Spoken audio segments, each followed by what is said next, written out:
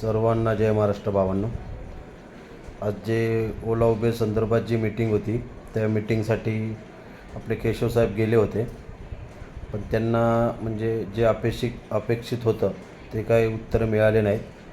त्यांना उडवाउडीची उत्तरं मिळाले तिकडनं. त्यामुळे आणि उबेरनी म्हणजे सगळ्यांच्या विरोधात जाऊन त्यांनी कोर्टामध्ये आपल्या बाबतीत सगळं खोटं जाऊन सांगितलं. तिकडे कोर्टामध्ये जे काय त्यांनी ती केस चालू केली असेल आपल्या आंदोलनासंदर्भात, मोर्चासंदर्भात जे काय असेल ते, तर केशव साहेबांनी ज्या साहेबांशी ते बोलले होते की ते दुसरे साहेब जे होते जे केशव साहेबांना बोलले होते की 24 तासामध्ये आम्ही ओला उबेर रॅपिडो यांच्याकडून लिहून घेऊ आणि तुम्हाला देऊ आम्ही जे काय रेट संदर्भात असेल, बाकीच्या ज्या काय मागण्या असतील त्या संदर्भात. पण त्या साहेबांचं उत्तर आज असं आलं, त्या दिवशी वेगळं उत्तर आलं, आज वेगळं उत्तर असं आलं की सॉरी, मी तुमच्यासाठी काही करू शकत नाही.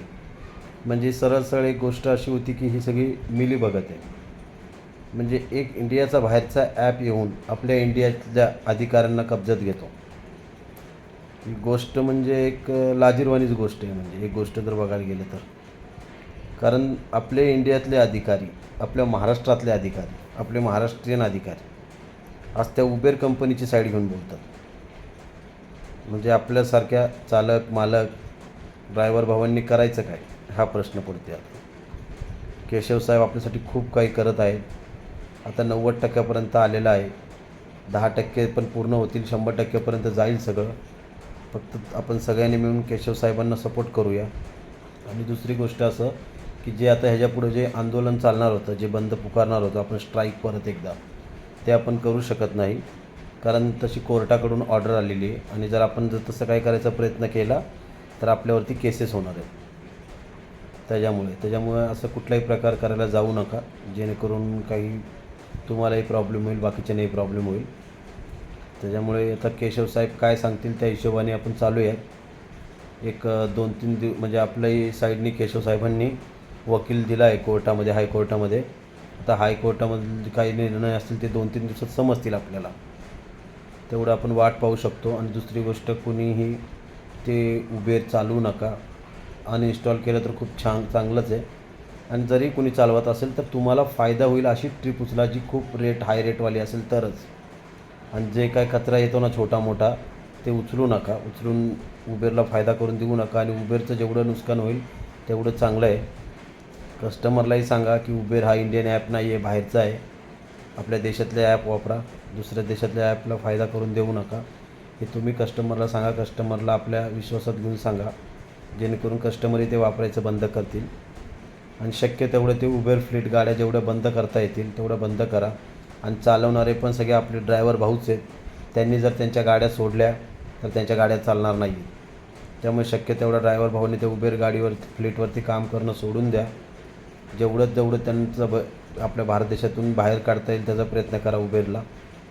कारण आपलेच ड्रायव्हर भाऊ गद्दार निघतात. आता काय करणार, आता बऱ्याच संघटना पण गद्दार निघाल्या, त्यांनी माघार घेतली.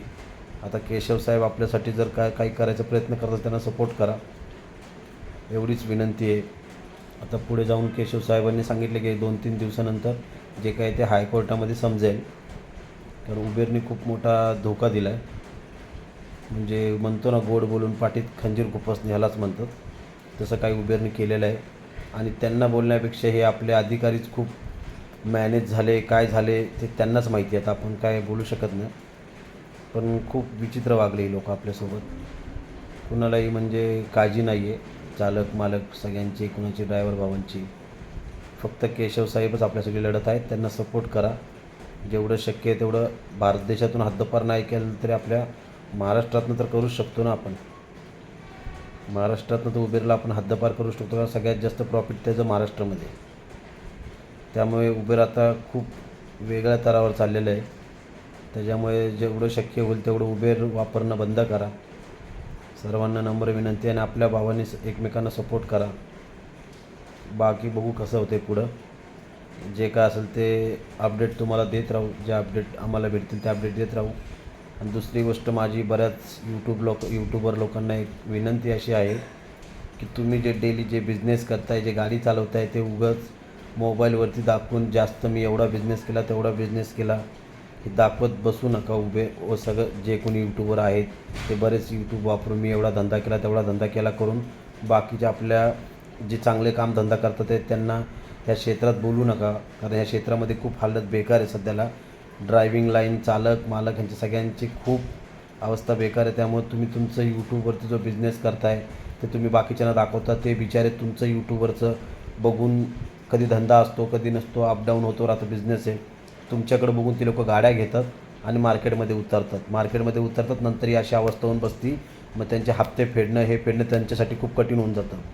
या हप्त्यापायी लोनपायी एकाने यामध्ये आत्ता आत्महत्या केली, माहीत असेल तुम्हाला सगळ्यांना. त्याच्यामुळं सर्व यूट्यूबर भावांना माझी विनंती आहे की तुम्ही जो धंदा करताय तो तुमच्यापाशीच राहू द्या. उगाच कुणालाही दाखवून उगाच त्यांना लालच देऊन त्यांना ह्या धंद्यात उतरायला भाग पाडू नका.